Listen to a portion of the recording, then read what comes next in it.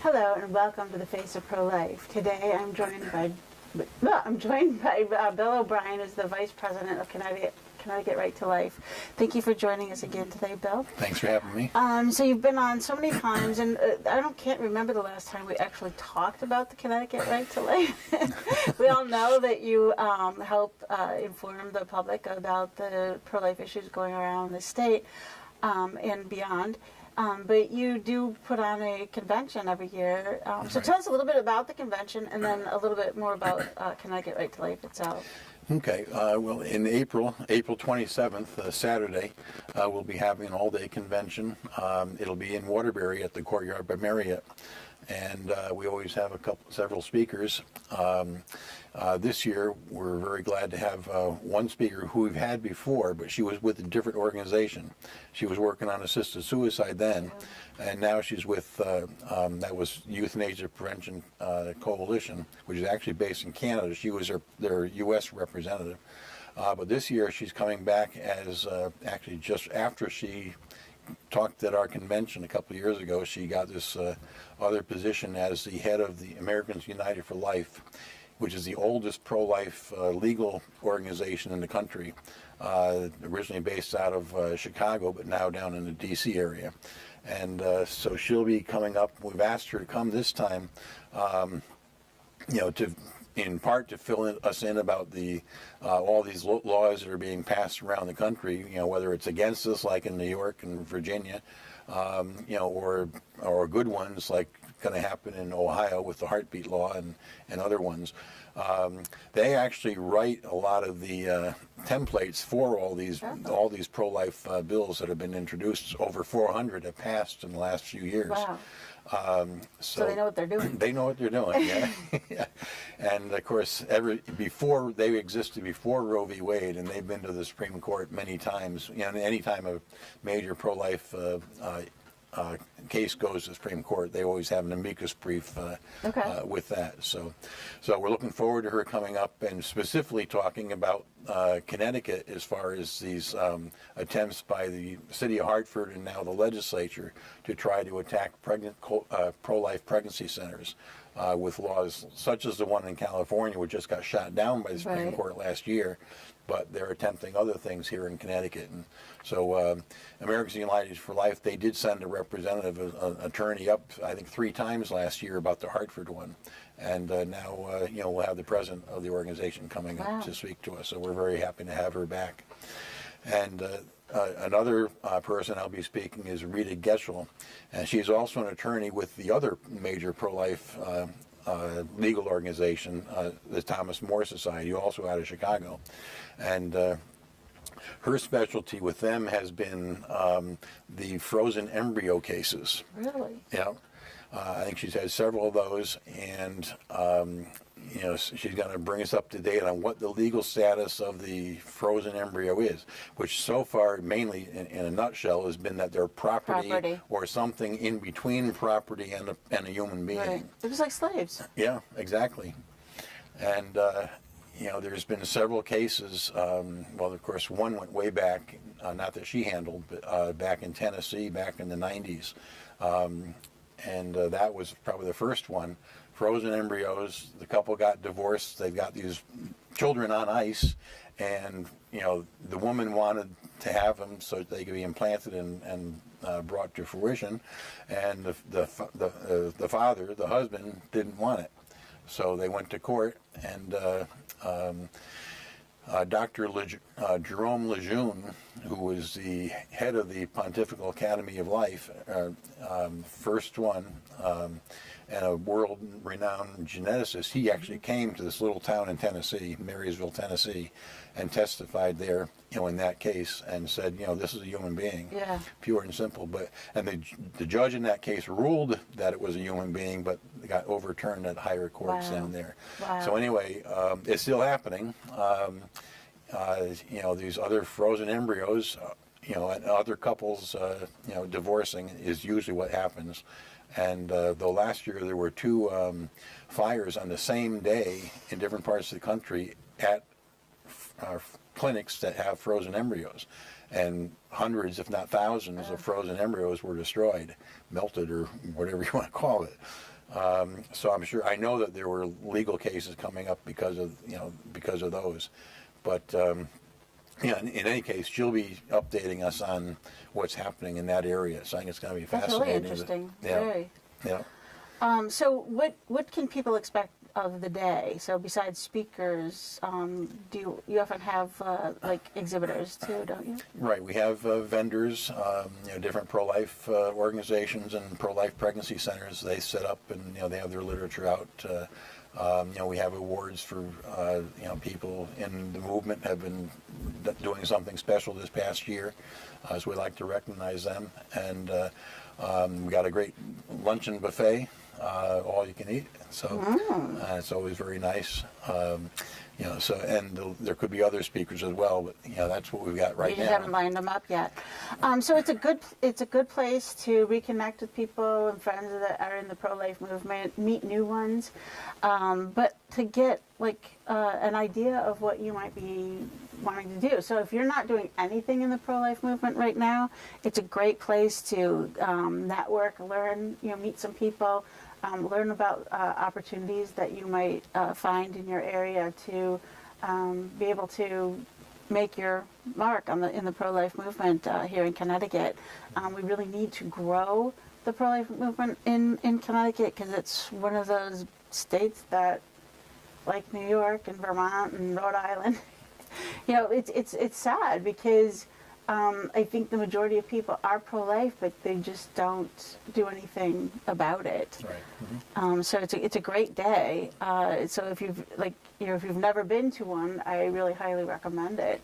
Yeah, and they'll be about 2/3 of the way through the legislative session this year, so we can update people on where these bills stand at that point and whatever else is happening in the state. And people from so many different parts of the pro-life movement are all there together. So it is a great day. And so it's the Connecticut Right to Life convention, and you said it's April 27th. Saturday, April 27th. Okay, and it's at the Courtyard by Marriott in Waterbury. In Waterbury. Okay, so that should be easy to remember. Yeah. Do you buy tickets online or do you buy them by mail? Call in? We have taken walk-ins. We prefer if you can call ahead of time and let us know because we have to tell how many to prepare for. How much, yeah. For the rest of the year, besides planning for the convention, what else does Connecticut Right to Life do? Well, every year, the March for Life, we usually have buses. We book buses and bring several hundred people down to Washington every year around January 22nd. So that's always a major thing. So the convention would be a great place to meet somebody that might go down to the march with you. If you don't have family and friends that are willing to go with you, you might meet somebody who's been down there and get under their wing and go for the first time. Right. Mm-hmm.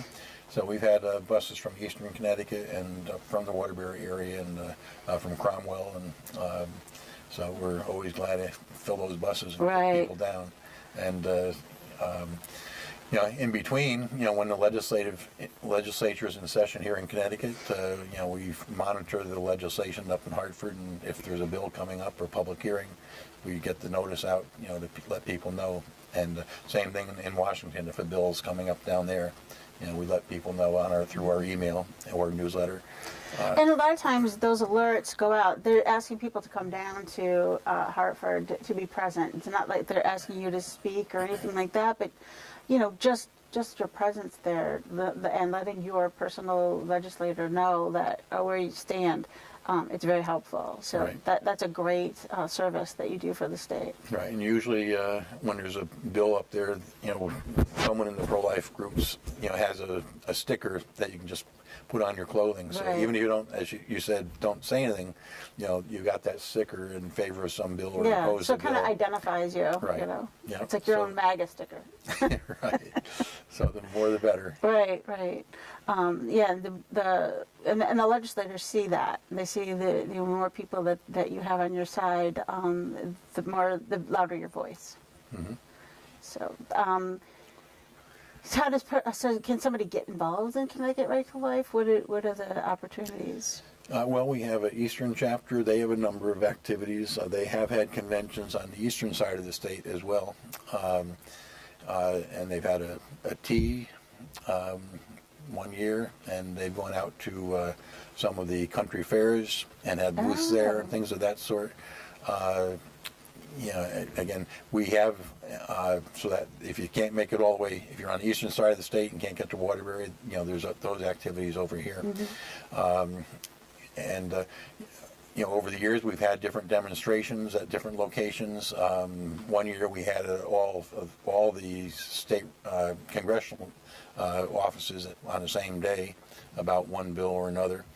In fact, we're considering doing that very shortly this year about a bill in Washington right now. To put pressure on our Congress people and get some publicity to show, put them on record in their district as to, they often vote down in Washington, but nobody knows which way they voted. So, we'd like them to have to answer to their constituents right in their own home districts. So what bill are you speaking about? Pardon? Which bill are you speaking about? Okay. There's a bill that's been in both the House and the Senate. It just recently was voted in the Senate. It was voted down because they couldn't break the filibuster. They needed 60 votes. And this bill would protect basically from infanticide, the Born Alive Abortion Protection Act. And, it would... it's basically saying that if a child is born alive after a failed abortion, the abortion failed because it didn't kill the child, and the baby's born alive, that child must be protected and taken care of. So that's the bill. Both of our U.S. senators, Murphy and Blumenthal, voted against that. In its essence, they're in favor of infanticide, just like the ancient Romans said the father could put the baby out on the rocks and let it die. Now they're saying the mother can let the baby die if it was aborted but born alive. So when she's saying that, my body, my choice, she can have an abortion, for whatever reason, the baby is born alive and kicking and screaming, and she can still have a choice even though it's not her body. Right. So if you have an abortion, you can end your pregnancy, but you can also be sure that you're going to get a dead baby, is what they're saying. Okay. So that's not barbaric at all. No. And that same bill, or another bill with a different number, is coming up in the House of Representatives, and that hasn't been voted on yet.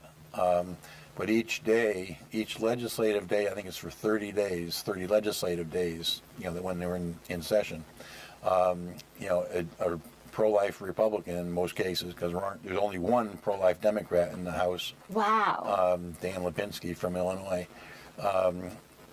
One or another representatives will ask to bring up a vote, bring this bill up for a vote, and every day they're getting voted down. Right, because the shrill old shrew will never bring it up for a vote. Right, but if they do this for 30 days and they get a majority of the House members to sign a petition, then it must come up for a vote. Really? Now, the trick is that you got a Democratic Congress right now, House of Representatives, I should say, and so the Republicans, who are mostly all pro-life, they don't have a majority, but they got to get a majority on this on the petition. So they need to swing a few Democrats over to sign the petition. And that's why we want to have this demonstration at each of the congressional offices in the state and see if we can see how many of our congresspeople, are in favor of infanticide and which ones aren't. And we want the people to know. So if every state, tried to swing one of their Democratic representatives, we would definitely have a majority. And it's not. This is like something. It's like common sense. I mean, it's no longer in the woman's body. Mm-hmm. And if she doesn't want the baby, she can place the baby for adoption. How hard is that? It used to be that we used to have orphanages and people, deciding, even after a kid was 2 or 3 years old, if they couldn't take care of the baby, they could take the baby for, to an orphanage. And that was not looked down upon. That was like, obviously it was a gut-wrenching decision that a person had to make, but they wanted to make what was best the decision was best for the child. And it's like, how have we gone so astray? Yeah, and it's been going on for a long time. The Gosnell movie that just came out, those were babies, a lot of them, at least the ones he was convicted of, were not for doing an abortion, but for killing the babies after they were born, snipping their necks to make sure that they died once they were born alive. And, we've heard of, this CD's, Planned Parenthood is claiming this doesn't happen. Yeah. That they don't get born alive. We make sure we kill every one of them before they get out. But the CDC, they said they have records of how many there are each year. And we believe that those records are understated as well, right. Because they don't all get reported. Not all states even report their abortion statistics, much less how many are born alive and either live or die. So it's happening out there, and it needs to stop. And it's not just the late-term abortions either, because I just saw a video. There's a new website called, what's it called? Culture Shift. And it's a very gruesome website. This woman has decided that she wants people to see what abortion really is. And once people see it, they're not going to, not only they're not going to believe it, but they're just going to become pro-life. Mm-hmm. And the abortion that I did see on the on one video, the baby was about this big, and it was whole. They pulled the baby out whole, clipped the umbilical cord, and then threw the baby into like a dish, and the baby was moving. The arms were moving, the legs were kicking, and they just allowed that little baby to die. It's not a blob of tissue. Mm-hmm. It's perfectly formed child that allowed to go a few more months would have, could have made a lovely couple, a family. And it's just so barbaric. These babies are born alive, and of course they feel pain. Of course they feel, I can't imagine why we allow this in a supposedly civilized society. Right. And there are a number of people walking around today who did survive the abortions. Yeah, absolutely. And one of them was visiting the president just a couple weeks ago. So she goes around, talking about what happened to her, and it's just unbelievable to put yourself in that position. Right. So you're not talking about Jana Johnson, but she's one of the women that do the exact same thing. She was, her mom went in for a saline abortion, and somehow when she, basically they inject a hypertonic saline solution into the woman's abdomen so that the baby basically burns to death from the hypertonic solution. Candy apple baby. And then she delivers a dead baby. Well, when her mother delivered her, she was still alive. And that woman, Gianna, was adopted. But she goes around now and speaks. She's a survivor, abortion survivor. And these are the babies. These are the the individuals that New York, and all these other states are saying, no, we should not just allow them to die, but we should kill them. Right. And this, a lot of late-term abortions are supposed to take place not in an abortion clinic because they're late-term and they don't have the equipment to take care of them, so they happen in hospitals. Right. And like here in Connecticut, late-term abortions are legal, but they're required to be done in a hospital. And it's not just for the baby's sake, it's for the woman's sake, because she's going to be delivering a full-term baby practically, and it's dangerous. Right, and these babies are born alive after an abortion, and there was one woman, a nurse in Illinois, in Chicago, I believe, she found one of these babies in the dirty linen room, and crying. And she made it. This was quite a long time ago. She's made it her career pretty much to bring this to people's attention. Right. And she did bring it to their attention, and the federal government actually passed a law during the Bush era to protect babies born alive, but there were no teeth to the bill. There's no penalties or anything. So that's why this bill is coming up again now in reaction to what's happening in New York and Virginia and such, to put some teeth into a bill and to bring this issue up again. Yeah, I wish they would have brought it up when we had the majority in the House and the Senate. Yeah. And they could have actually done something. But, we'll put our, we'll get this demonstration organized shortly, in each of the 5 congressional districts, I hope to do. My own Congresswoman Johanna Hayes, just newly elected in Waterbury area, all of, the northwestern part of Connecticut. I know that during the election she had a poster of Planned Parenthood apparently in her office, campaign headquarters. So that tells us sort of where she stands. We did call her office about the March for Life to, we wanted to have a little demonstration then in Waterbury and stop by her office. Now, it wasn't against her, it was just simply to stop in. We were going to have a March for Life in Waterbury, right. And her office is right off the green down there, so we figured we'd stop by and go up and just have a meeting with her and get to know her and, right. and see where she stands and tell her where we stand. And but we never even got a call back. Now, she's brand new, maybe her office wasn't working too well yet, I don't know. But and in fact, the day of the thing we called it off because it was so cold and slippery. I took the route the night before and slipped 3 times, so I didn't want to put our people into that. But we're going to organize another one now, and the weather's a little better, so we'll hope there's no ice and we'll get out there. Yeah, and when she's in town on a legislative break, maybe. Well, whether she's in town or not, we may plan on a Monday or a Friday because they're more likely to be here for the weekend and an extra day or two. But whether she's there or not, we hope that the local papers or even the news media will contact her wherever she is and get a statement. How would somebody go about getting on your emailing list? You can write to me, billbaru@yahoo.com, and I'll make sure it gets on there.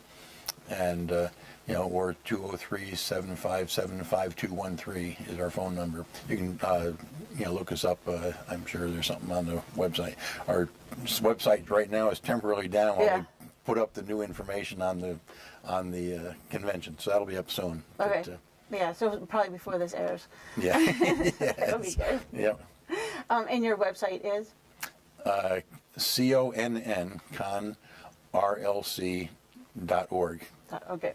And so if you go there, you can sign up to be alerted to any legislative actions. Like if you want to go down to one of the rallies at the legislators to try to talk to them about signing a bill to, prevent infanticide, which seems like anybody could support that. Prevent murder of children, yes. It's crazy. I heard somebody claim today, he's like, well, if you want the Democrats to save these babies, you just call them illegals. or make them sign a document they'll vote Democrat in the future. I don't know. I don't know what it's going to take.